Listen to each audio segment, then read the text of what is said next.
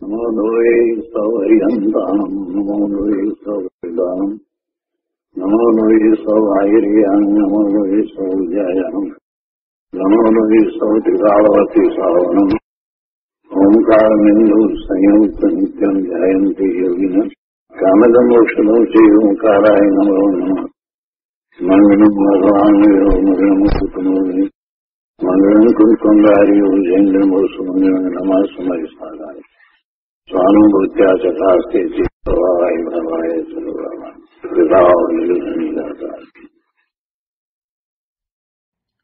પંચાસ્તિકાય ભગવાન કુંકુંદાચાર્ય રચિત પંચાસ્તિકાય તથા ભગવાન અમૃતચંદ્રાચાર્ય રચિત પંચાસ્તિકાયની ટીકા સમય વ્યાખ્યા એનો સ્વાધ્યાય ચાલે છે. એમાં 7 ગાથા સુધી આપણે સ્વાધ્યાય પૂરો કર્યો છે. આજે 8મી ગાથાથી સ્વાધ્યાય લઈએ છીએ. કુંકુંદાચાર્ય ભગવાનની ગાથા 8. સત્તા સવપયત્થ સવિશસ્રુવા અનંત પજ્જાયા અંગુપાદ ધૂતા સપરિવક્ષા ભવદી એકા. સંસ્કૃતમાં ગાથા છે. સત્તા સર્વ પદાર્થા સવિશ્વરૂપા અનંત પર્યાયા ભંગોત્પાદ દ્રવ્યાત્મિકા સપ્રતિપક્ષા ભવત્યેકા. ગુજરાતીમાં ગાથા છે. સર્વાર્થ પ્રાપ્ત સવિશ્વરૂપ અનંત પર્યાયવંત છે. સત્તા જન્મલય દ્રવ્યમય છે. એક છે, સવિપક્ષ છે. ગાથાના અન્વયાર્થમાં કહે છે સત્તા સત્તા ભંગોત્પાદ દ્રવ્યાત્મિકા દ્રવ્યાત્મિકા ભંગોત્પાદ દ્રવ્યાત્મિકા એટલે ભંગ ઉત્પાદ અને ધ્રુવરૂપ એટલે ઉત્પાદ દ્રવ્ય ધ્રુવ્યાત્મક. ખરેખર શબ્દ પ્રમાણે જો કહીએ તો ભંગ પહેલું લીધું છે એટલે વ્યય પહેલો લીધો છે, પછી ઉત્પાદ અને પછી ધ્રુવ. વ્યય ઉત્પાદ અને દ્રવ્યાત્મક સત્તા છે. સત્તા ઉત્પાદ વ્યય દ્રવ્યાત્મક એકાએક સર્વ પદાર્થા એટલે સર્વ પદાર્થ સ્થિત સર્વ પદાર્થમાં રહેલી સવિશ્વરૂપા સવિશ્વરૂપ અનંત પર્યાયા અનંત પર્યાયમય અને સપ્રતિપક્ષા સપ્રતિપક્ષ છે. સત્તા વિશે વાત કરે છે. અહીં સત્તાની વાત લીધી છે તો કે સત્તા કેવી છે? તો કે સત્તા ઉત્પાદ વ્યય ધ્રુવરૂપ છે, એક છે, સર્વ પદાર્થ સ્થિત છે, સવિશ્વરૂપ અનંત પર્યાયમય અને સપ્રતિપક્ષ છે. 6 વાત કરી. ઉત્પાદ વ્યય ધ્રુવરૂપ છે એ વાત તો પહેલા પણ આવી ગઈ છે. એની સત્તા છે કેમ કે દ્રવ્યનું સ્વરૂપ ઉત્પાદ વ્યય ધ્રુવરૂપ છે તો એની સત્તા પણ એવી જ છે. પણ અહીંયા કહે છે કે એક છે. બીજી વાત લીધી.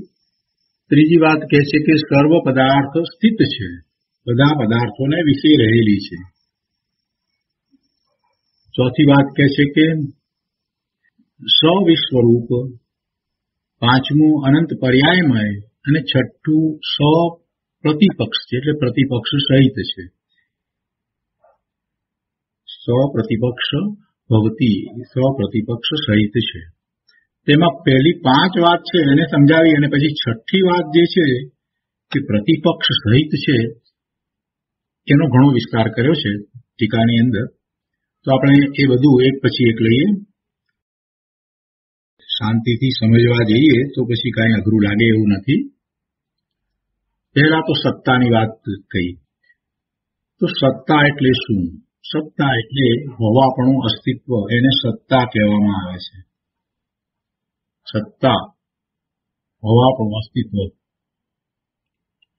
તો ટીકામાં કહે છે કે અહીં અસ્તિત્વનું સ્વરૂપ કયું છે. અસ્તિત્વ એટલે સત્તા નામનો સતનો ભાવ અર્થાત સત્વ. વસ્તુનું જે હોવાપણું છે એ જ એની સત્તા છે, અને હોવાપણું જે પ્રકારે છે એ એની વિસ્તારથી સત્તા છે. આપણે સામાન્ય વ્યવહારની અંદર સત્તા શબ્દનો ઉપયોગ કરીએ છીએ કે રાજાની સત્તા. તો રાજાની સત્તા કઈ કઈ રીતે, ક્યાં ક્યાં, કેવી રીતે છે? તો કે જ્યાં જ્યાં એનું રાજ છે એ બધામાં એની સત્તા ચાલે છે. પણ એની સત્તા કયા પ્રકારે છે? તો એને જે એની પાસે છે એ બધું એની સત્તામાં છે. જેમ કે અમુક લશ્કર છે તો એ એની સત્તામાં છે, અમુક મિલકત વગેરે એ બધું એની સત્તામાં છે. એટલે જે એની પાસે જે છે બધું એને આપણે સમજીએ છીએ કે બધું એની સત્તામાં છે. એવી રીતે દરેક પદાર્થ છે તો એ પદાર્થની અંદર એના ગુણો છે, એ ગુણોનું પરિણમન થાય છે, એની નવી નવી અવસ્થાઓ બદલાય છે. તો એ બધું એ દ્રવ્યની સત્તા છે. એવું એનું હોવાપણું છે એટલે એ એની સત્તા છે. દરેક દ્રવ્યની સત્તા એના ક્ષેત્રની બહાર નથી. દરેક દ્રવ્યની સત્તા એના ગુણો સિવાય બીજા ગુણ રૂપે પણ નથી. દરેક દ્રવ્યનું પરિણમન એના ગુણ અનુસાર થાય છે, એ એનું સત્તામાં રહીને પરિણમવું થાય છે. એટલે આવી દરેક વસ્તુની સત્તા છે. સત્તાને નહીં સમજીએ ત્યાં સુધી કાંઈ સમજાશે નહીં. એટલે સત્તા વિશે થોડોક વધારે આપણે વિચાર કરીએ છીએ. એ સત્તા છે તે અસ્તિત્વ સ્વરૂપ છે. એટલે બીજી રીતે કહીએ તો પદાર્થનું અસ્તિત્વ જે રીતે છે એ રીતે એની સત્તા છે. જે રીતે પદાર્થનું અસ્તિત્વ રહેલું છે એ રીતે એની સત્તા છે. તો અહીંયા એ અસ્તિત્વનું સ્વરૂપ કયું છે? અસ્તિત્વ એટલે સત્તા નામનો સતનો ભાવ અર્થાંત સત્વ. જો સત્વ એટલે અહીંયા ફૂટનોટમાં કહે છે કે સતપણું, હયાતપણું, હોવાપણું, વિદ્યમાનપણું, એનું વિદ્યમાનપણું, એવો હયાતનો ભાવ જે છે એવો ભાવ એ એનું સત્વ. તો કે છે કે અસ્તિત્વ એટલે સત્તા નામનો સતનો ભાવ અર્થાંત સત્વ, એનું હોવાપણું. તો આવી આ સત્તા, તો એ સત્તાને વિશે અહીંયા વાત કરવી છે. તો સત્તાને વિશે અહીંયા 6 બોલથી વાત કરવામાં આવી કે એવી એ સત્તા ઉત્પાદ વ્યય દ્રવ્યાત્મક છે, એક છે, સર્વ પદાર્થ સ્થિત છે, બધા પદાર્થોમાં રહે છે, વિશ્વરૂપ છે, વિશ્વના જેટલા રૂપો દેખાય છે એ બધા રૂપે એ સત્તા જ છે. જેટલા પદાર્થો છે અને એ બધા પદાર્થોનું વિવિધપણું જે દેખાય છે તો એ વિવિધપણા રૂપે પણ એ સત્તા છે. જે તે પદાર્થની એ સત્તા છે. સત્તા દ્રવ્ય ગુણ પર્યાય સહિત હોય એટલે ઉદ્ગળ પરમાણુના સ્કંદ અને એ સ્કંદની બદલાતી પર્યાયો, એ બધા વિવિધ રૂપો, એવું આ વિશ્વ એટલે એ બધું એ સત્તા રૂપે છે, કોઈકની સત્તામાં છે. દરેક પદાર્થ એ પોતે પોતાની સત્તા સહિત પરિણમે છે. વળી અનંત પર્યાયમાં કહ્યું, અનંત પર્યાયમાં કેમ કે વસ્તુ પરિણમે છે, અવસ્થાઓ બદલાય છે, તો એ સત્તા એવી અનંત પર્યાયમય છે. અને વળી એક છેલ્લી છઠ્ઠી વાત એમ પણ લીધી કે સ્વપ્રતિપક્ષ છે, પ્રતિપક્ષ સહિત સત્તા છે. આમાં સ્વપ્રતિપક્ષ છે એનો વધારે વિસ્તાર કર્યો છે. તો આ સત્તા એટલે શું એ વાત તો બરાબર સમજાય. કે છે કે અસ્તિત્વ એટલે સત્તા, હોવાપણું, એને એવો એ સત્તા નામનો સતનો ભાવ, હોવાપણાનો ભાવ, વસ્તુમાં એ હોવાપણાનો જે ભાવ છે એ જ સત્વ છે. હવે કે છે કે વિદ્યમાન માત્ર વસ્તુ નથી સર્વથા નિત્યપણે હોતી કે નથી સર્વથા ક્ષણિકપણે હોતી. અહીંયા વિદ્યમાન જે વસ્તુ છે એ જ એની સત્તા છે. હોવાપણે જે છે તે એની સત્તા છે. તો એ સત્તા, એ અસ્તિત્વ, તો એ હોવાપણે જે છે વિદ્યમાન એટલે હોવાપણે જે વસ્તુ છે એ વસ્તુ સર્વથા નિત્યપણે નથી હોતી કે સર્વથા ક્ષણિકપણે પણ હોતી નથી. વિદ્યમાન માત્ર વસ્તુ, જે હોવાપણે રહેલી વસ્તુ, એ સર્વથા નિત્યપણે નથી અને સર્વથા ક્ષણિકપણે પણ હોતી નથી. એટલે અહીંયા આ સત્તાની વાત ચાલે છે ને, એટલે દ્રવ્યને વિશે આપણે એ વાત લીધી હતી કે દ્રવ્ય કોઈ અપેક્ષાએ નિત્ય છે અને દ્રવ્ય કોઈ અપેક્ષાએ અનિત્ય છે. અને ત્યાં દ્રવ્યની વાતની અંદર આપણે એ પણ સમજ્યા કે દ્રવ્ય એના ગુણ સહિત છે, એ એનું નિત્યપણું છે, અને જે પર્યાય છે તો એ પર્યાય અપેક્ષાએ એનું અનિત્યપણું છે. એટલે સત્તા પણ એવી જ છે, નિત્ય અનિત્ય રૂપ જ છે. એટલે અહીંયા જયારે સત્તાને વિશે એમ કહ્યું કે એનું વિદ્યમાનપણું છે તે એની સત્તા છે, એનું હોવાપણું, એનું જે સત્વ છે, હોવાપણાનો ભાવ છે એ એની સત્તા છે. તો એ વિદ્યમાનપણાની વાત લીધી એટલે અહીંયા એમ કહ્યું કે જે વિદ્યમાનપણે રહેલી વસ્તુ છે એ વસ્તુ એની સત્તામાં છે, છતાં પણ એ વિદ્યમાન માત્ર વસ્તુ સર્વથા નિત્યપણે નથી અને સર્વથા ક્ષણિકપણે પણ હોતી નથી. હવે જો સર્વથા વસ્તુને નિત્ય માનવામાં આવે, વસ્તુને સર્વથા નિત્ય માનવામાં આવે એમ જો માની લઈએ તો પછી શું થાય કે જે એનું સર્વથા નિત્યપણું સ્વીકાર્યું તો જે ક્ષણિકપણું છે એટલે કે પર્યાયો રૂપ જે સત્તા છે એ તો રહી નહીં. એટલે અહીંયા કહે છે કે સર્વથા નિત્ય વસ્તુને ખરેખર ક્રમભાવી ભાવોનો અભાવ થવાથી વિકાર એટલે ફેરફાર પરિણામ ક્યાંથી હોય? વસ્તુને સર્વથા નિત્ય સ્વીકારીએ છીએ તો એની સત્તા છે તે પણ એવી જ છે. અહીંયા કહે છે કે સર્વથા નિત્ય વસ્તુને પછી કાંઈ અનિત્ય એનું છે જ નહીં, એટલે એનો અર્થ કે પર્યાય નથી. તો શું થાય? તો કહે છે કે સર્વથા નિત્ય વસ્તુને ખરેખર ક્રમભાવી ભાવોનો અભાવ. આ ક્રમભાવી ભાવો એટલે પર્યાયો, જે ક્રમે થઈ રહ્યા છે એવા એ ભાવો એ પર્યાયો છે. તો ક્રમભાવી ભાવોનો અભાવ થશે. સર્વથા નિત્ય વસ્તુને ખરેખર ક્રમભાવીનો તો અભાવ થશે. એટલે વસ્તુને સર્વથા નિત્ય સ્વીકારવામાં આવે તો એને પર્યાય રહેતી નથી, એટલે કે ક્રમભાવી ભાવો હોય નહીં. અને ક્રમભાવી ભાવો હોય નહીં એટલે કે ક્રમે થતી એ પર્યાયો નથી, તો નવી નવી જુદી જુદી થતી અવસ્થાઓ પણ ક્યાંથી હોય? એટલે એમાં ફેરફાર ક્યાંથી હોય? એના પરિણામ ક્યાંથી હોય? એમ થતા એને વિકાર ક્યાંથી થાય? એટલે એ વિકાર ન થઈ શકે. એનો અર્થ એ થયો કે સર્વથા વસ્તુના નિત્યપણાને માની શકાય નહીં. વસ્તુનું સર્વથા નિત્યપણું સ્વીકારવા જઈએ અને અનિત્ય જે છે એને કાઢી નાખીએ તો પછી પર્યાય રહેશે નહીં, અને પર્યાય રહેશે નહીં તો પછી એમાં ફેરફાર વિકાર થશે નહીં, એના પરિણામો થશે નહીં. હવે એને બદલે બીજી વાત પણ સાથે રહેશે. જેમ સર્વથા નિત્યપણું નથી તો સર્વથા ક્ષણિકપણું પણ નથી.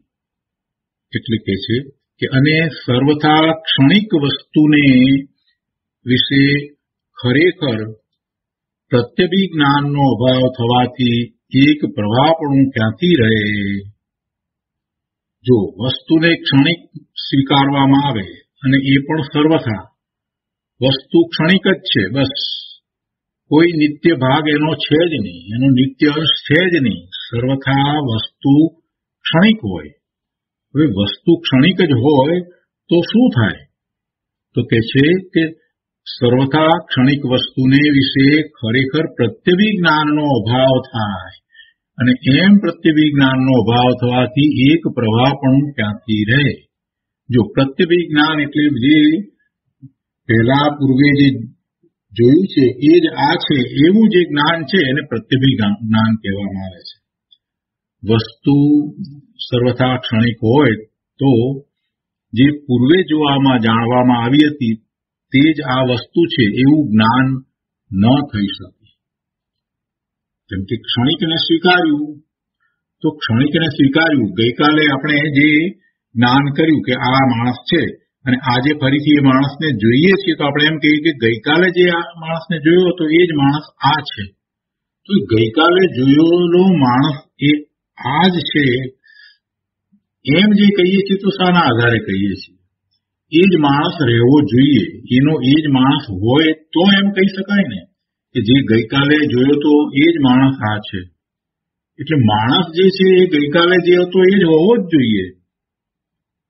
ગઈકાલે જયારે જોયું ત્યારે એને જોયો એ પર્યાય હતી, પણ છતાંય એ પર્યાય વીતી ગઈ. આજ બીજી દિવસે આપણે જોઈએ છીએ તો બીજી પર્યાય છે, છતાં પણ આપણે એમ કહીએ છીએ કે આ એ જ છે. તો એનો અર્થ એમ છે કે કંઈક એવું છે કે જે આપણને એમ સમજાવે છે કે આ જે ગઈકાલે જોયું હતું તે જ આ છે. એટલે કંઈક એ એમાં ચાલુ જ રહ્યું છે. તો એ શું છે? એ ધ્રુવપણું છે. જેને ગઈકાલે જોયો હતો એ તો જોયો ત્યારે એની એ પર્યાય હતી. હવે આજે જયારે એને જોઈએ છીએ તો એની આજે બીજી પર્યાય છે. તો પેલું કાલે જે જોયો તો એ આ છે એ કઈ બે જુદી જુદી પર્યાય દ્વારા તો ખ્યાલમાં આવતું નથી, કે બંને પર્યાયો જુદી છે. તો શું એવી ચીજ છે કે જેને કારણે આપણે એને એમ કહીએ કે આ એ જ માણસ છે? તો કે માણસ તરીકે જે હોવાપણે જે છે એ જ છે. ભલે ગઈકાલની પર્યાય એની ને આજની પર્યાય એની એ બેમાં ફેર હોય છતાં પણ. એટલે વસ્તુમાં એ નિત્યપણું તો હોવું જ જોઈએ, નહીતર તો પછી આ પ્રત્યભિ જ્ઞાન થઈ શકે જ નહીં. જે પૂર્વે જોવામાં જાણવામાં આવી હતી તે જ આ વસ્તુ છે એવું જે પ્રત્યભિ જ્ઞાન થાય છે. તો એ જ્ઞાન થાય છે એનો અર્થ જ છે કે એ ચીજ પૂર્વે જોવામાં આવી હતી એ તો રહી છે, એ પર્યાયપણે માત્ર એ બદલી છે. એટલે અનિત્યપણું પર્યાયનું હોય પણ સાથે નિત્યપણું એ દ્રવ્યનું પદાર્થનું હોવું જ જોઈએ. નહીતર તો પછી કઈ રીતે આપણે એમ કહી શકીએ કે જે પહેલા જોવામાં આવ્યું હતું એ જ આ છે? એટલા માટે એ પ્રત્યભિ જ્ઞાનનું જે કારણ છે એ શું છે? એ નિત્યપણું છે. વસ્તુનું નિત્યપણું છે માટે આપણને પ્રત્યભિ જ્ઞાન થાય છે. પ્રત્યભિ જ્ઞાન નહીતર થાય જ નહીં. વસ્તુ દરેક સમયે બદલાય પણ સાથે એનો એક અંશ કાયમ રહે છે. જે ધ્રુવપણે જે રહે છે એ ધ્રુવપણે રહેતા અંશને લીધે આપણે એની ગમે તેટલી પર્યાય બદલાય છતાંય તે વસ્તુને વસ્તુ તરીકે આપણે જાણી શકીએ છીએ. એટલે એવું પ્રત્યભિ જ્ઞાન થાય છે. પણ એકલી પર્યાય જ હોત, એ કાયમ રહેતો અંશ હોત જ નહીં તો શું થાત? તો આપણે એમ કહી શકત જ નહીં કે આ કાલે જોયેલો માણસ જ આજે છે.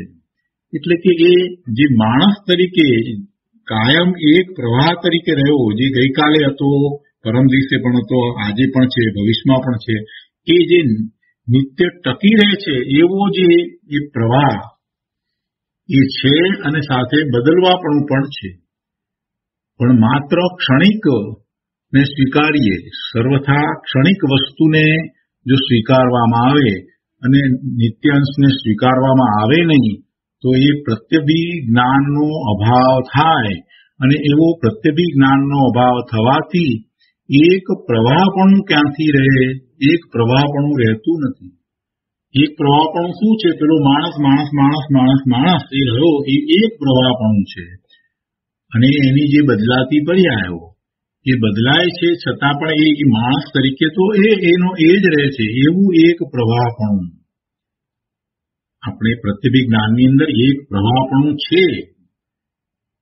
એવું ન હોય તો આપણે એને આ જે પહેલા જોયેલું હતું, જેનું જ્ઞાન કરેલું હતું એ જ આ છે એમ કહી શકીએ નહીં. એટલે એવું કંઈક છે કે જે કાયમ રહે છે, એ રહે છે, તે રહે છે, રહે છે, રહે છે, એ એક પ્રવાહપણું છે. ફરીથી વાંચીએ, બહુ બરાબર સારી રીતે સમજીએ કે જો સર્વથા ક્ષણિક વસ્તુને વિશે ખરેખર પ્રત્યભિ જ્ઞાનનો અભાવ થવાથી એક પ્રવાહપણું રહેતું નથી. માટે પ્રત્યભિ જ્ઞાનના હેતુભૂત, પ્રત્યભિ જ્ઞાનના કારણભૂત કોઈ સ્વરૂપથી ધ્રુવ રહેતી અને કોઈ બે ક્રમવર્તી સ્વરૂપોથી નષ્ટ થતી ને ઉપજતી, એ રીતે એક જ કાળે પરમાર્થે ત્રણ અંશવાળી અવસ્થાને ધરનારી વસ્તુ સત જાણવી. એટલે એનો અર્થ કે એવા પ્રત્યભિજ્ઞાનના કારણભૂત, પ્રત્યભિજ્ઞાનના હેતુભૂત કોઈ સ્વરૂપથી ધ્રુવ રહેતી, સ્વરૂપે તો કાયમ રહે એવી ને એવી જ રહેતી અને છતાંય પાછું બદલવું થાય, અને કોઈ બે સ્વરૂપોથી નષ્ટ થતી અને એ બે સ્વરૂપો પાછા ક્રમે થાય, એટલે કે નષ્ટ થાય છે અને ઉપજે છે. બે સ્વરૂપોથી નષ્ટ અને ઉપજતી, કોઈ બે ક્રમવર્તી સ્વરૂપોથી નષ્ટ થતી ને ઉપજતી, બે લીધા છે ને. એક તો પર્યાય જે નષ્ટ થાય છે તે, અને બીજી ઉપજે છે તે, એમ બે પર્યાય. એટલે કે છે કે કોઈ બે ક્રમવર્તી સ્વરૂપોથી નષ્ટ થતી અને ઉપજતી, એ રીતે એક જ કાળે, જો એક જ સમયમાં પૂર્વની પર્યાય છે એનો નાશ થાય અને નવી પર્યાય ઉપજે, એટલે એવી બે પર્યાયો એક જ સમયમાં, પૂર્વની પર્યાય જે છે એનો નાશ અને નવી પર્યાયનો ઉત્પાદ, નવી પર્યાયનું ઉપજવું થાય, એ એક જ કાળે એક જ સમયે થાય છે.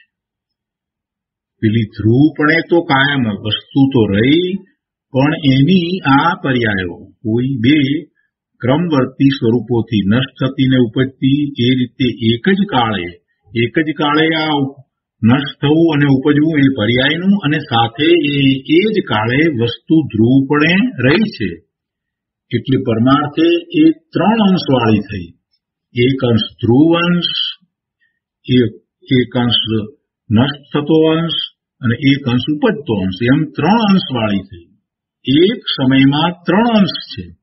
એક તો ધ્રુવપણે રહેલો અંશ છે, બીજો અંશ જે છે પર્યાયનો જે નાશ પામે છે, અને ત્રીજો અંશ જે નવી પર્યાયનો ઉત્પાદનો અંશ, નવી પર્યાય રીતે રૂપે ઉપજવું. એટલે પરમાર્થે એ ત્રેવડી અવસ્થાને ધરતી, ત્રણ અંશવાળી અવસ્થાને ધરતી એટલે ધારણ કરતી વસ્તુ સત જાણવી, એવી વસ્તુને હોવાપણે માનવી, સ્વીકારવી, જાણવી. એટલે વસ્તુનું સ્વરૂપ આવું જ છે.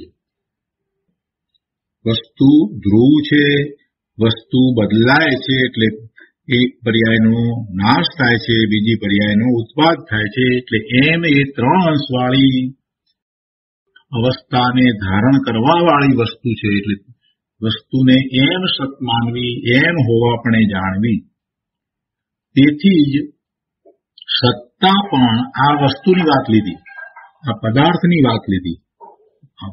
આ પદાર્થને આમ છે તો સત્તા પણ એવી જ છે. એટલે સત્તા પણ ઉત્પાદ વ્યય દ્રવ્યાત્મક ત્રિલક્ષણા, ત્રણ લક્ષણવાળી જાણવી. કારણ કે ભાવ અને ભાવવાનનું કથનચિત એક સ્વરૂપ હોય છે. ભાવ અને ભાવવાન, આ જે ભાવની વાત કરી છે તો અહીંયા કહે છે કે સત્તા એ ભાવ છે અને વસ્તુ છે તે ભાવવાન છે. વસ્તુમાં આવો ભાવ છે, એ જે સત્તા કહ્યું એટલે એનું હોવાપણું, એ એનો ભાવ, અસ્તિત્વ તો વસ્તુનું છે ને. એટલે વસ્તુને આવું અસ્તિત્વ છે, વસ્તુને આવી સત્તા છે. એટલે સત્તા જે છે એને ભાવ કહ્યો, અને વસ્તુ એવા ભાવને ધારણ કરનારી છે. એટલે જે ભાવવાન વસ્તુ અને એનો આ જે ભાવ, એનું હોવાપણું, એની સત્તા, એ એનો ભાવ. તો ભાવવાન અને ભાવને કોઈ અપેક્ષાએ એકપણું હોય છે. એટલે આ સત્તા જે છે એ પણ જે વસ્તુ ઉત્પાદ વય દ્રવ સ્વરૂપ છે તો એવી જ છે, કહે છે ને કે તેથી સત્તા પણ ઉત્પાદ વય દ્રવ્યાત્મક ત્રણ લક્ષણ વાળી જાણવી. વસ્તુ ત્રણ લક્ષણ વાળી છે, અને વસ્તુની આ સત્તા છે એ એનો ભાવ છે. તો ભાવ અને ભાવવાનને કથનચિત કોઈ અપેક્ષાએ એક સ્વરૂપ હોય છે, એક પણ હોય છે. તેથી આ જે સત્તા છે એ સત્તા પણ ઉત્પાદ વય ધ્રુવાત્મક છે. વળી તે સત્તા એક છે. જો આપણે 5 બોલ પહેલા લેવાના છે અને છઠ્ઠા બોલનો વિસ્તાર તો ઘણો આવશે. 5 બોલમાં પહેલો બોલ શું આવ્યો કે સત્તા ઉત્પાદ વ્યય ધ્રુવાત્મક છે. એક વાત આવી. હવે બીજો બોલ છે કે એક સત્તા એક છે. પછી ત્રીજા બોલમાં સત્તા સર્વ પદાર્થ સ્થિત છે. ચોથા બોલમાં સત્તા સવિશ્વરૂપ છે. પાંચમા બોલમાં સત્તા અનંત પર્યાયમય છે. અને છઠ્ઠામાં સત્તા સ્વપ્રતિપક્ષ છે. એવા 6 બોલ છે. તેમાં છઠ્ઠા બોલનો વિસ્તાર વધારે આવશે. પેલા 5 બોલ છે એ આપણને સમજાવ્યા છે. તેમાં આપણે એક બોલ કર્યો કે સત્તા ઉત્પાદ વ્યય ધ્રુવાત્મક છે. ટૂંકમાં કહીએ તો વસ્તુનું સ્વરૂપ ઉત્પાદ વ્યય ધ્રુવાત્મક પહેલા સિદ્ધ કર્યું. એને ઉત્પાદ વ્યય ધ્રુવપણું છે. એને સર્વથા નિત્યપણું પણ નથી, સર્વથા અનિત્યપણું પણ નથી. સર્વથા નિત્ય સ્વીકારવામાં આવે તો પર્યાય રહે નહીં, પર્યાય રહે નહીં તો પછી એના ફેરફાર કે પરિણામો હોય નહીં. એટલે સર્વથા નિત્યપણું નથી. એવી જ રીતે સર્વથા અનિત્યપણું પણ નથી. એટલે કે સર્વથા ક્ષણિકપણું પણ નથી. જો સર્વથા ક્ષણિક માનવામાં આવે તો પછી જે પ્રત્યભિજ્ઞાનનું કારણ એવું જે અંદરમાં એક પ્રવાહ પણ રહેતું નથી. એટલે એને સર્વથા ક્ષણિકપણું હોય નહીં, એને ક્ષણિકપણું પણ હોય અને જે પ્રત્યભિજ્ઞાનનું કારણ છે એવું એક પ્રવાહપણું પણ અંદર રહેલું છે. એટલે એ ધ્રુવપણું પણ હોય. એટલે વસ્તુ જે છે એની સત્તા ધ્રુવપણે અને પછી એની બે પર્યાયો એટલે કે એક નષ્ટ થતી પર્યાય અને બીજી ઉત્પન્ન થતી પર્યાય એમ 3 રૂપે વસ્તુનું સ્વરૂપ છે. એટલે વસ્તુ ધ્રુવપણે કાયમ રહી અને પર્યાયપણે બદલે છે. એ વાત આપણે જે જાણતા હતા આપણે એમાં 3 વસ્તુ આવી. ધ્રુવપણું, એનું નષ્ટપણું અને એનો ઉત્પાદ એમ 3 અંશવાળી વસ્તુને જાણવી. અને વસ્તુને જ્યારે એમ જાણીએ છીએ તો પછી વસ્તુની સત્તા પણ એવી જ છે. વસ્તુને જ્યારે ઉત્પાદ વ્યય ધ્રુવાત્મક 3 લક્ષણવાળી જાણી તો પછી એની સત્તા પણ ઉત્પાદ વ્યય ધ્રુવાત્મક જ છે. કારણ શું? કારણ કે વસ્તુ જે છે એ ભાવવાન છે અને સત્તા છે એ વસ્તુનો ભાવ છે. સત્તા વસ્તુનો ભાવ છે, અસ્તિત્વ છે ને, એનું હોવાપણું છે ને. એટલે વસ્તુનું એ બીજી રીતે કહીએ તો ગુણ પણ કહેવાય. વસ્તુની અંદર એવો ગુણ છે, હોવાપણું, અસ્તિત્વ નામનો ગુણ છે. એટલે એવી એની સત્તા છે. એટલે ભાવ અને ભાવવાન કોઈ અપેક્ષાએ એક જ હોય છે. ગુણ ગુણી કોઈ અપેક્ષાએ એક જ હોય છે. એટલે જેવી વસ્તુ ઉત્પાદ વ્યય અને ધ્રુવ લક્ષણવાળી છે એવી જ સત્તા પણ ઉત્પાદ વ્યય અને ધ્રુવ રૂપ છે. તો આ પહેલી સત્તાને વિશે પહેલા બોલની વાત કરી કે સત્તા ઉત્પાદ વ્યય ધ્રુવાત્મક છે. હવે બીજો બોલ આવે છે કે સત્તા એક છે. એની વાત હવે લઈએ. અહીંયા કહે છે કે વળી તે સત્તા એક છે કારણ કે તે 3 લક્ષણવાળા સમસ્ત વસ્તુ વિસ્તારનું સાદૃશ્ય સૂચવે છે. એક જ વાક્યમાં બધું કહી દીધું. એને એક છે એમ શા માટે કહ્યું કે 3 લક્ષણવાળા, આ 3 લક્ષણ એટલે ઉત્પાદ વ્યય અને ધ્રુવ, એવા 3 લક્ષણવાળા વસ્તુ વિસ્તારનું સાદૃશ્ય સૂચવે છે. સાદૃશ્ય એટલે એકપણું સૂચવે છે. જે પદાર્થોને જે દ્રવ્યો જે છે એને આવા 3 લક્ષણ છે. ધ્રુવપણે કાયમ ટકીને રહેવું અને ઉત્પાદ અને વ્યય છે. એવું જેને છે એ બધા ને અહીંયા એક સાથે લઈએ તો એ બધા એક જેવા છે. 3 લક્ષણવાળા બધા જ પદાર્થો. કેટલા પદાર્થો છે જેને આવા 3 લક્ષણ છે? જેને વસ્તુપણે એમાં ધ્રુવપણે રહેવું અને પર્યાયપણે બદલવું થઈ રહ્યું છે. એવા કેટલા પદાર્થો છે? જગતના બધા જ પદાર્થો, બધા દ્રવ્યોની વાત લઈએ, બધા પદાર્થોની વાત લઈએ તો દરેકમાં આવું જ છે. ધ્રુવપણે કાયમ રહે છે અને એના પર્યાયપણે ઉત્પાદને વ્યય થાય છે. એટલે આવા 3 લક્ષણવાળા જગતના બધા જ પદાર્થો છે. એટલે એ બધો પદાર્થોનો જે વિસ્તાર જો લઈએ તો એ બધો વિસ્તાર 3 લક્ષણ વાળો જ છે. તમે જ્યાં જ્યાં જુઓ ત્યાં બધે આ જગતની અંદર જે દેખાય છે બધાને આવા 3 લક્ષણ છે. એટલે 3 લક્ષણ વાળા સમસ્ત વસ્તુ વિસ્તારનો વિચાર કરીએ તો એમાં આ 3 લક્ષણ રૂપે એકપણું છે. એ સાદૃશ્યતા સૂચવે છે એની, એવું સાદૃશ્યપણું છે. આપણે વન કહીએ તો અથવા તો જંગલ કહીએ તો બધા જંગલની અંદર ઝાડ ઝાડ ઝાડ ઝાડ ઝાડ બધા ઝાડ જે છે એ ઝાડની અપેક્ષાએ એને એકપણું છે. અને પછી એને આપણે વન કહીએ અને દરેક ઝાડ પછી જુદા જુદા જાતનું હોય, જુદા જુદા પ્રકારનું હોય, પણ ઝાડની અપેક્ષાએ બધા ઝાડ છે, બધા વૃક્ષ છે, એમ એકપણું આપણે કહીએ છીએ. તો એવી રીતે અહીંયા જે વસ્તુનો બધો વિસ્તાર લીધો એ બધાને 3 લક્ષણ છે. તો 3 લક્ષણ વાળો આખો વસ્તુનો વિસ્તાર એ 3 લક્ષણ વાળો છે. એટલે એ રીતે એની એકરૂપતા સૂચવે છે, એ સાદૃશ્ય સૂચવે છે. એટલે એને એક કહ્યું. શું કહ્યું અહીંયા? કે એ સત્તા છે તે એક છે, કારણ કે તે 3 લક્ષણવાળા સમસ્ત વસ્તુ વિસ્તારનું સાદૃશ્ય સૂચવે છે, એકપણું સૂચવે છે. એટલે સત્તા એક છે.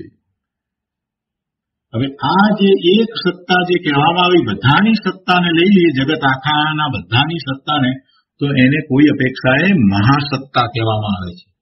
દરેકની સત્તા એક એક જુદી જુદી છે એ વાત તો બરાબર. દરેક પદાર્થ છે એ પોતે પોતાની સત્તા સહિત છે, પોતાના ક્ષેત્રમાં રહી અને પોતે પોતાની સત્તા સહિત છે. પણ એ સત્તા 3 લક્ષણ વાળી છે. બધાને એ અપેક્ષાએ એની સાદૃશ્યતા જણાય છે. એટલે એને એકપણું કહ્યું. અને આવી જે આ એકપણું જે કહ્યું એને આગળ આવશે, એને કહેશે કે એ મહાસત્તા છે. તો એ મહાસત્તાની અંદર જેટલા 3 લક્ષણ વાળો સમસ્ત વસ્તુનો વિસ્તાર જે છે એ આવી જાય છે, એ એમાં સમાઈ જાય છે. એવી મહાસત્તા કહેશે. અહીંયા એને મહાસત્તા હજી શબ્દ નથી મૂક્યો, પણ આગળ એ વાત આવશે. કેમ કે સત્તા બધાને 3 લક્ષણ વાળો સમસ્ત વસ્તુ વિસ્તાર છે, બધાની એવી સત્તા છે, બધાની એક જેવી સત્તા છે. એટલે 3 લક્ષણ વાળા સમસ્ત વસ્તુ વિસ્તારનું એ એક પણ સૂચવે છે, સાદૃશ્ય સૂચવે છે. એટલે એ સત્તા એક છે. એને એ અપેક્ષાથી એક સત્તા કહી. બધાની જુદી જુદી, પણ આમ એ એક જ સત્તા છે. કેમ એક સત્તા છે? તો કે બધાને એક જ પ્રકારની આવી સત્તા છે. 3 લક્ષણ વાળા એ ઉત્પાદ અને ધ્રુવ રૂપ સત્તા છે. એટલે 3 લક્ષણ વાળા જે પદાર્થો છે એ બધાની એવી સત્તા છે. તો એ તો બધા પદાર્થોને વિશે છે, જગતના બધા પદાર્થોનું એમ જ છે. 3 લક્ષણ વાળા સમસ્ત વસ્તુ વિસ્તારનું સાદૃશ્ય સૂચવે છે. એટલે એ સત્તાને એકપણું છે એમ કહ્યું. એટલે એ સત્તા એક છે. આ એકની વાત કરી. અને એ એક જે કહ્યું છે એ ખરેખર બધા પદાર્થો એમાં લીધા, બધા પદાર્થોની સત્તાને લીધી. એટલે એ એક જે કહ્યું છે એ ખરેખર તો મહાસત્તા છે. અને એમાં દરેકની જુદી જુદી સત્તા જે છે એ તો રહી છે. એની વાત પછીથી આગળ આવશે. એને માટે પછી બીજો શબ્દ અવાંતર સત્તા કહેવામાં આવ્યો છે. મહાસત્તા અને અવાંતર સત્તા એની વાત પછી આગળ આવશે. પણ થોડીક વાત અત્યારે એ રીતે આપણે લીધી છે. તો આવું સત્તાનું આ એક પણ કહ્યું. હવે સર્વ પદાર્થ સ્થિત છે એની વાત કરે છે. ત્રીજો બોલ કહે છે કે વળી તે સત્તા સર્વ પદાર્થ સ્થિત છે. બધા પદાર્થોમાં એ સત્તા રહેલી છે. કારણ કે તેના કારણે જ, એટલે કે સત્તાને લીધે જ સર્વ પદાર્થોમાં ત્રિલક્ષણની ઉત્પાદ વ્યય ધ્રુવની સત એવા કથનની અને સત એવી પ્રતીતિની ઉપલબ્ધિ થાય છે. એ બધા પદાર્થોને વિશે રહેલી છે. બધા પદાર્થોને વિશે રહેલી છે કેવી રીતે ખ્યાલમાં આવે છે? એ છે વળી તે સત્તા સર્વ પદાર્થ સ્થિત છે. બધા પદાર્થોને વિશે રહેલી છે, કારણ કે તેના કારણે એ સત્તાને લીધે જ સર્વ પદાર્થમાં ત્રણ લક્ષણની ઉત્પાદ વ્યય ધ્રુવની સત એવા કથનની હોવાપણાના કથનની અને સત એવી પ્રતીતિની ઉપલબ્ધિ થાય છે. આ સત એવા કથનની અને સત એવી પ્રતીતિની ઉપલબ્ધિ થાય છે. એટલે શું? એટલે આવું જ ત્રણ લક્ષણ રૂપ સ્વરૂપ છે એવું કથન, એવું લખેલું હોય કે એવું બોલવામાં આવે, એ આ પદાર્થોમાં ઉત્પાદ વ્યય ધ્રુવ છે દરેક પદાર્થમાં એવું કથન. એ કથન એટલે એ શબ્દ સમય થયો, અને એવું જ આપણને જ્ઞાન થાય છે એટલે એવી પ્રતીતિ થાય છે, તો એ જ્ઞાન સમય થયો. શાંતિથી સમજવાનું છે. આપણે અગાઉ કરી ગયા છીએ. શું કરી ગયા છીએ? સમયની વ્યાખ્યા જ્યારે લીધી ત્યારે શબ્દ સમય, જ્ઞાન સમય અને અર્થ સમય અથવા તો પદાર્થ સમય. તો અર્થ સમય અથવા પદાર્થ સમય છે, અને એનું વર્ણન કરનારા જે શબ્દો જે છે તે શબ્દ સમય છે. તો એ કથનમાં આવે છે, શબ્દો છે તે કથનમાં આવે છે, એટલે લખીને અથવા બોલીને, એ શબ્દ સમય છે. પણ જે જ્ઞાન સમય છે, જ્ઞાન સમય દ્વારા એનું આપણને જ્ઞાન થાય છે. તો અહીંયા આ જ્ઞાન સમય દ્વારા એની પ્રતીતિ થાય છે. શેની પ્રતીતિ થાય છે? તો કે છે કે આ ત્રણ લક્ષણ વાળું એ વસ્તુનું સ્વરૂપ છે, દરેક વસ્તુનું સ્વરૂપ છે, એની પ્રતીતિ, એનું જ્ઞાન થઈ શકે છે. દરેકમાં એવા ત્રણ લક્ષણ છે એવું જ્ઞાન થઈ શકે છે. અને એ દરેકની અંદર એવું ઉત્પાદ વ્યય દ્રવ્ય એવું હોવાપણું છે, એવું કથનમાં આવે છે. એટલે શબ્દ સમય અને જ્ઞાન સમય છે, એટલે એ સર્વ પદાર્થમાં હોવાપણે છે. સર્વ પદાર્થ કયા? તો સર્વ પદાર્થ છે તે અર્થ સમય છે, અને એવા અર્થ સમયનું જે કથનમાં કહેવાપણું છે, તો એમાં એને ઉત્પાદ વ્યય ધ્રુવ જ એવું કથનમાં કહેવાય છે. અને પછી જ્ઞાનમાં એ પ્રતીતિમાં પણ એવું જ આવે છે. તો કે છે કે વળી તે સત્તા સર્વ પદાર્થ સ્થિત છે, કારણ કે તેના કારણે જ સત્તાને લીધે જ સર્વ પદાર્થમાં ત્રિલક્ષણની ઉત્પાદ વ્યય દ્રવ્યની સત એવા કથનની અને સત એવી પ્રતીતિની ઉપલબ્ધિ થાય છે. એવું શબ્દોમાં પણ આવે છે અને એવું જ્ઞાન પણ થાય છે. એટલે એવી સત્તા છે, સર્વ પદાર્થ સ્થિત સત્તા છે. દરેક પદાર્થનું એમ જ્ઞાન થાય છે, દરેક પદાર્થને વિશે એવું કથનમાં આવે છે. એટલે સર્વ પદાર્થમાં એ સત્તા છે, એવી સત્તા જે સર્વ પદાર્થમાં રહેલી છે. અને એ બધાને એક સરખી છે અપેક્ષાએ પહેલા એકની વાત કરી, સાદૃશ્યપણું જે લીધું તો એક છે.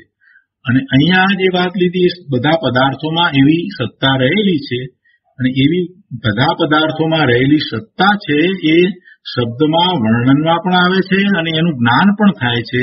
એટલે એવી સર્વ પદાર્થમાં સ્થિત સત્તા છે. તો આ ત્રણ બોલ થયા. સત્તા કેવી છે? ઉત્પાદ વ્યય ધ્રુવાત્મક છે, સત્તા એક છે, અને સત્તા સર્વ પદાર્થમાં રહેલી છે, સર્વ પદાર્થ સ્થિત છે. તો આ ત્રણ બોલ થયા. હવે આગળ કહે છે કે વળી તે સત્તા સવિશ્વરૂપ છે, કારણ કે તે વિશ્વના રૂપો સહિત અર્થાત સમસ્ત વસ્તુ વિસ્તારના ત્રિલક્ષણવાળા સ્વભાવો સહિત વર્તે છે. સવિશ્વરૂપ છે. સત્તા કેવી છે? સવિશ્વરૂપ છે. વિશ્વના રૂપો તો કેટલાય પ્રકારના, જે પદાર્થો લઈએ એ બધા પદાર્થ જે છે એના રૂપનો વિચાર કરીએ તો બધાના રૂપો કેવા છે?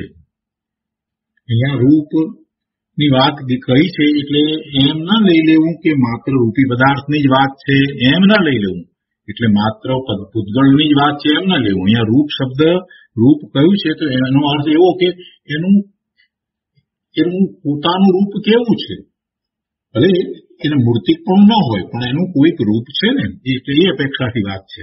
તો બધાના જે રૂપો છે, દરેક દ્રવ્ય જે છે એનું રૂપ, મૂર્તિકપણાની વાત નથી, એ કેવું છે તો એ દરેકનું જુદું જુદું છે. અને પછી એમાં પાછા બધા પૂતગળોના સ્કંધનો વિચાર કરીએ તો એ રૂપ, એ વિશ્વનું રૂપ. તો કે છે કે એ સત્તા કેવી છે, અહીંયા કે છે તો કે છે કે વળી તે સત્તા સ્વવિશ્વરૂપ છે, કારણ કે તે વિશ્વના રૂપો સહિત છે સત્તા. આ બધા વિશ્વના જે રૂપો છે એ રૂપ સહિત સત્તા છે. એ સત્તા હોય એવી તો પણ એમાં એ બધા વિશ્વના રૂપો આવે એમ નથી કે અમુક જ માં હોય એમ નહીં. ગમે તે રૂપ હોય, પદાર્થનું ગમે તેવું રૂપ હોય તે છતાંય એમાં સત્તા રહી છે, એટલે એ સવિશ્વરૂપ છે.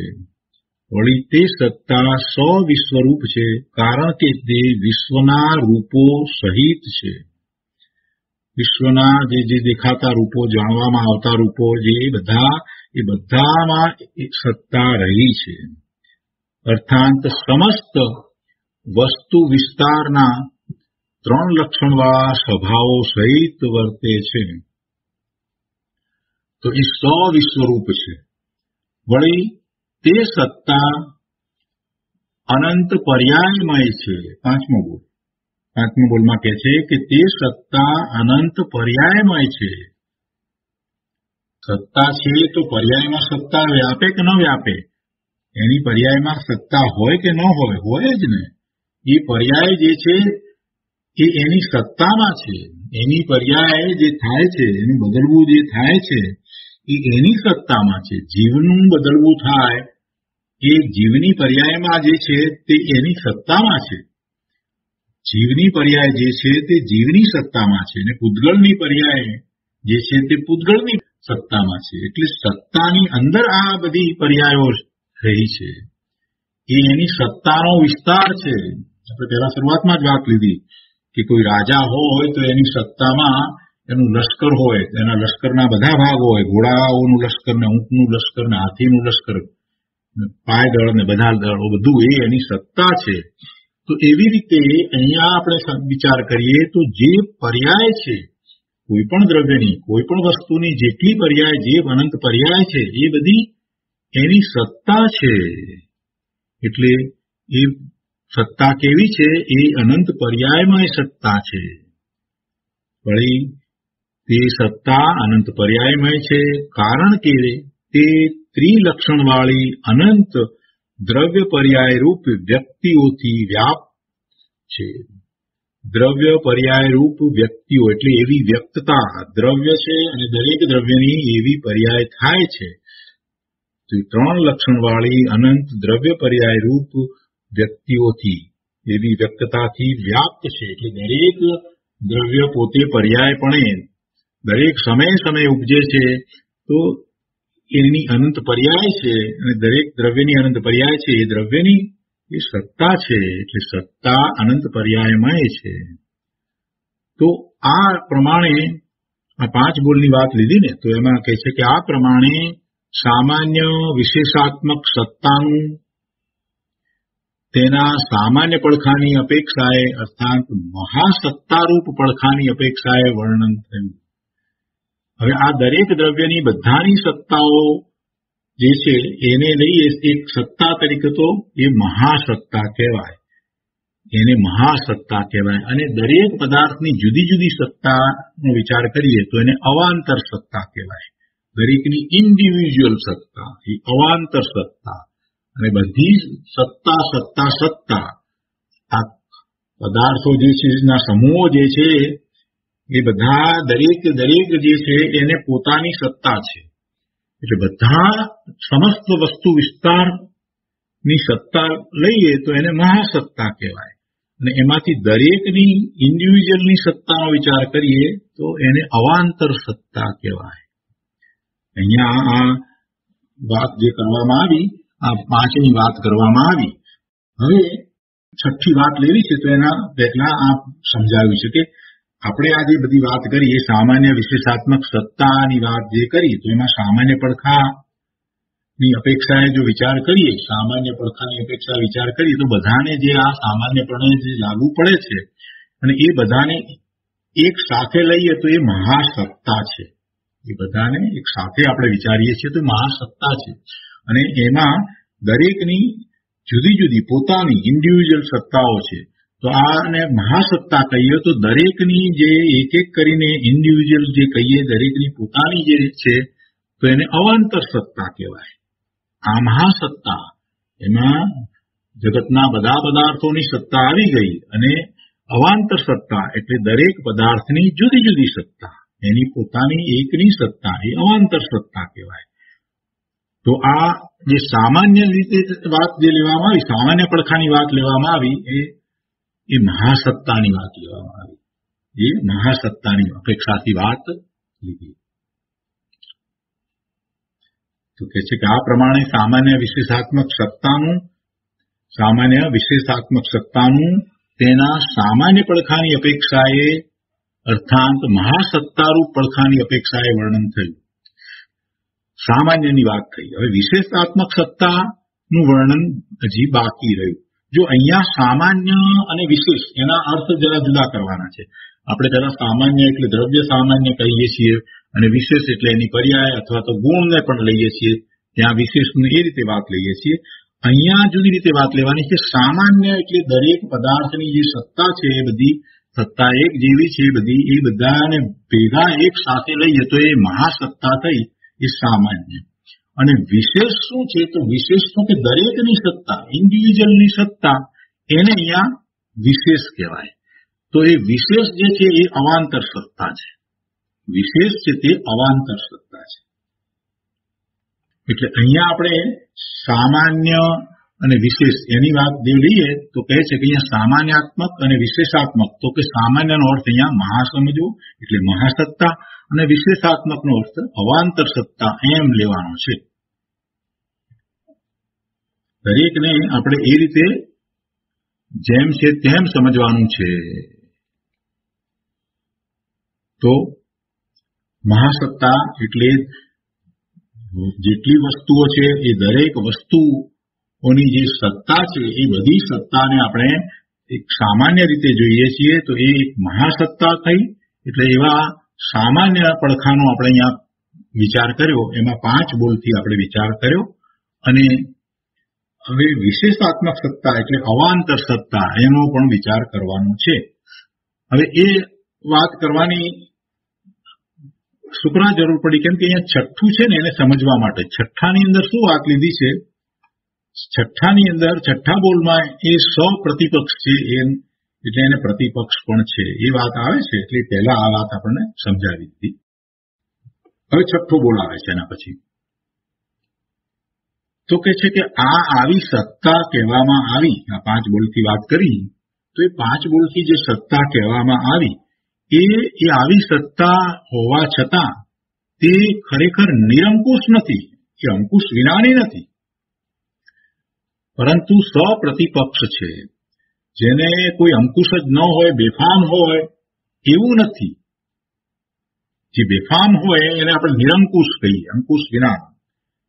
એવી બેફામ નથી. એમ કે નિરંકુશ એટલે અંકુશ વિનાની, એટલે એને સામે કોઈ રોકનાર ન હોય, એનો વિરોધ કોઈ કરનાર હોય નહીં, વિરોધી પક્ષ એને હોય જ નહીં, એનો પ્રતિપક્ષ હોય જ નહીં. એને નિરંકુશ કહેવાય. નિરંકુશ એટલે અંકુશ વિનાની, વિરુદ્ધ પક્ષ વિનાની અને પ્રતિપક્ષ વિનાની એટલે નિપ્રતિપક્ષ. આ સામાન્ય વિશેષાત્મક સત્તા એ બંનેને લાગુ પડે છે. સામાન્ય અને વિશેષાત્મક એટલે દરેકની અવાંતર સત્તા છે એની માટે પણ એ વાત છે. એટલે કે જે કે સામાન્ય વિશેષાત્મક સત્તા ઉપર વર્ણવી એવી સત્તા હોવા છતાં સર્વથા તે એવી નથી, અંકુશ વિનાની નથી. એટલે કે એને પ્રતિપક્ષ છે. કથનચિત સામાન્ય અપેક્ષાએ તેવી છે અને કથનચિત વિશેષ અપેક્ષાએ વિરુદ્ધ પ્રકારની છે. સામાન્ય અપેક્ષાથી વિચાર કરવામાં આવ્યો તો એ આ રીતે સામાન્યપણું લીધું, અને જ્યારે દરેકને જુદી જુદી રીતે આપણે વિચાર કરીએ, અવાંતર સત્તાનો વિચાર કરીએ, તો એ કોઈ એકની સત્તા લઈએ તો પેલી જે બધાની સામાન્યની સત્તા લેવામાં આવી, મહાસત્તા લેવામાં આવી, એના કરતા એ થોડી જુદા પ્રકારે પણ હોય, એટલે એને પ્રતિપક્ષ એ રીતે લીધો છે. અને એ પ્રતિપક્ષને અહીંયા સમજાવે છે. એ છે કે આવી હોવા છતાં તે ખરેખર નિરંકુશ નથી, પરંતુ સ્વપ્રતિપક્ષ છે, પ્રતિપક્ષ સહિત છે. પ્રતિપક્ષ સહિત છે, એને વિપક્ષ છે, વિરુદ્ધ પક્ષ સહિત છે. તો એ કઈ રીતે એ પ્રતિપક્ષ છે એ લીધા છે. એના 6 બોલ છે. પહેલો બોલ છે સત્તા ને અસત્તા પ્રતિપક્ષ છે. સત્તા ને અસત્તા પ્રતિપક્ષ છે. ત્રિલક્ષણાને અત્રિલક્ષણપણું પ્રતિપક્ષ છે. એકને અનેકપણું પ્રતિપક્ષ છે. સર્વ પદાર્થ સ્થિતને એક પદાર્થ સ્થિતપણું પ્રતિપક્ષ છે. સવિશ્વરૂપને એક રૂપપણું પ્રતિપક્ષ છે. અને અનંત પર્યાયમયને એક પર્યાયમયપણું પ્રતિપક્ષ છે. અહીંયા 6 બોલ લીધા. હવે તમે જરાક ધ્યાનથી જોશો તો જે આપણે 5 બોલ કહ્યા એ 5 બોલના પ્રતિપક્ષ કરી દીધા. એટલે અહીંયા બીજા બોલથી જો વિચાર કરીએ તો બીજા બોલમાં શું કહ્યું કે ત્રિલક્ષણા ને અત્રિલક્ષણપણું પ્રતિપક્ષ છે. ત્રિલક્ષણપણું છે એનું પ્રતિપક્ષ અત્રિલક્ષણપણું. આપણે ત્રિલક્ષણપણું લીધું હતું, પછી સત્તાનું એકપણું લીધું હતું, તો એ એકપણાને પ્રતિપક્ષ અનેકપણું હોય. પછી સર્વ પદાર્થ સ્થિત એમ જે લીધો હતો ત્રીજો બોલ, તો એને સર્વ પદાર્થ નું પ્રતિપક્ષ છે એક પદાર્થ સ્થિતપણું. અને એ પછીથી ચોથો બોલ આપણે એ લીધો કે સવિશ્વરૂપપણું, તો સવિશ્વરૂપપણાને પ્રતિપક્ષ શું છે? એક રૂપપણું. સવિશ્વરૂપપણું એટલે વિશ્વના જેટલા રૂપો છે એ પદાર્થોના એનાથી વિરુદ્ધ એક રૂપપણું, એ એનું પ્રતિપક્ષ છે. અને 5મો બોલ અનંત પર્યાયમય જે લીધો હતો, તો અહીંયા એનું પ્રતિપક્ષ પણ એક પર્યાયમય છે. એટલે આ જે 5 બોલના પ્રતિપક્ષ લીધા. અને સૌથી પહેલું શું લીધું કે સત્તા ને અસત્તા પ્રતિપક્ષ છે. પહેલો બોલ એ રીતે લીધો, સત્તા ને અસત્તા પ્રતિપક્ષ છે. અને પછી 5 બોલ જે આપણે કર્યા એ 5 બોલના પ્રતિપક્ષ લીધા. 3 લક્ષણપણું હતું તો કે 3 લક્ષણપણું ન હોય એ અત્રિલક્ષણપણું એને પ્રતિપક્ષ કહેવાય. એકની સામે અનેકપણું પ્રતિપક્ષ છે. અને સર્વ પદાર્થમાં સ્થિતની સામે એક પદાર્થમાં સ્થિતપણું એ પ્રતિપક્ષ કહેવાય. અને વિશ્વરૂપપણું જે હતું એની સામે એક રૂપપણું એ પ્રતિપક્ષ છે. અને અનંત પર્યાયમયપણું જે આપણે લીધું તો એની સામે એક પર્યાયમયપણું છે તે પ્રતિપક્ષ છે. તો આવી રીતે આ 6 પ્રતિપક્ષોને સમજાવશે. આનો વિસ્તાર હવે આગળ લેવામાં આવ્યો છે. તો એ વિસ્તારને આપણે આવતી વખતે લઈશું. બહુ શાંતિથી સમજવાનો છે. પણ આજે જે વાત આવી એને ફરીથી એકવાર લઈએ કે જેથી કરી અને આગળનો વિસ્તાર સમજમાં આવે.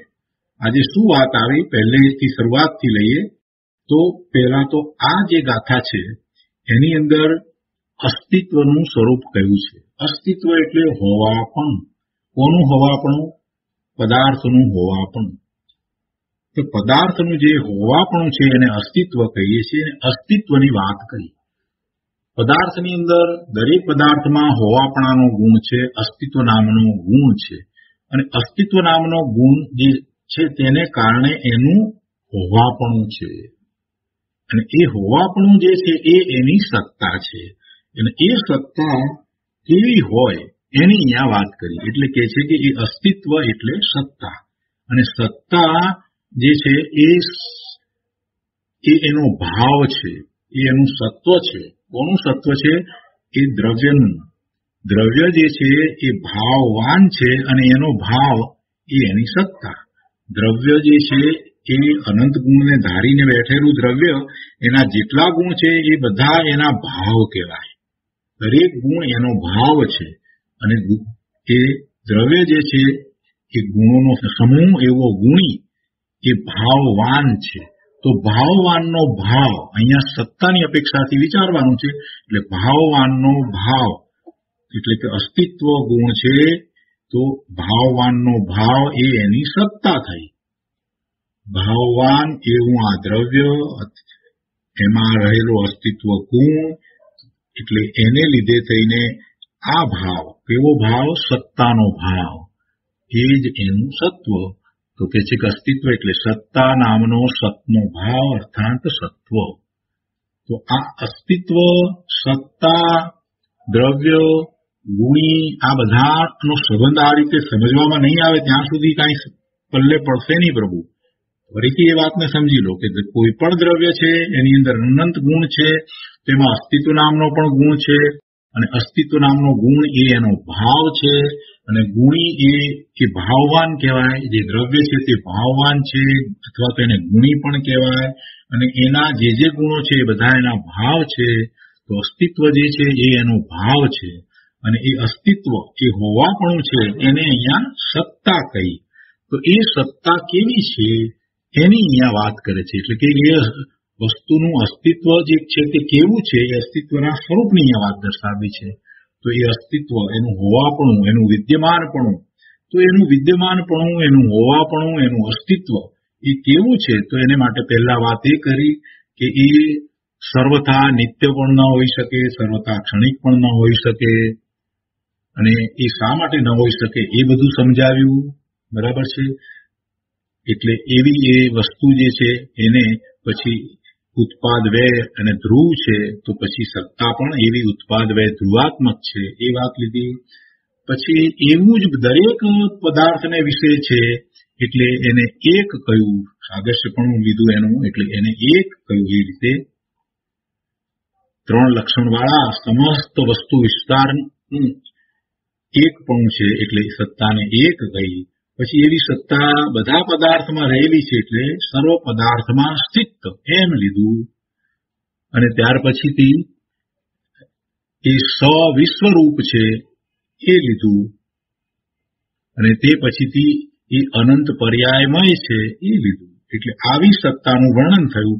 એટલે 5 બોલથી વર્ણન કર્યું અને આ જે વર્ણન કરવામાં આવ્યું તો એ સત્તાના સામાન્ય પડખાની અપેક્ષાએ વર્ણન કરવામાં આવ્યું. એટલે બધામાં જે સામાન્યપણે રહેલું છે તો બધાને, દરેક પદાર્થની સત્તાને આપણે એક સાથે લઈએ તો એને મહાસત્તા કહેવાય અને દરેક પદાર્થની એની જુદી જુદી સત્તાને લઈએ તો અવાંતર સત્તા કહેવાય. એટલે આ જે સામાન્ય વિશેષાત્મક સત્તા છે એના સામાન્ય પડખાની અપેક્ષાએ આ વર્ણન તો થયું. હવે જે છઠ્ઠો બોલ છે એ છઠ્ઠો બોલમાં એમ વાત આવે છે કે એને પ્રતિપક્ષપણું છે. એ જે સત્તા છે તો એ સત્તાને પ્રતિપક્ષપણું છે. એટલે કે સત્તાને એ નિરંકુશ સત્તા નથી, એને કોઈ રીતે સામે પ્રતિપક્ષ પણ છે, એટલે એનો વિરુદ્ધ પક્ષ પણ છે, અંકુશ વિનાની નથી. અને એ પ્રતિપક્ષમાં એ આ 5 બોલ જે લેવામાં આવ્યા એ 5 બોલના પ્રતિપક્ષની વાત કરશે. અને સૌથી પહેલા તો એ સત્તાને પોતાને અસત્તા એવો પ્રતિપક્ષ છે એની વાત કરશે. સૌથી પહેલા સત્તાને અસત્તા એ પ્રતિપક્ષ છે એ સમજાવશે. પછી આ 5 બોલ જે છે એ 5 બોલના પ્રતિપક્ષને સમજાવશે. તો એ બધું આપણે આવતા સ્વાધ્યાયમાં લઈશું. આજનો સ્વાધ્યાય અહીંયા સુધી રાખીએ છીએ. હવે સુખધામ બોલીએ.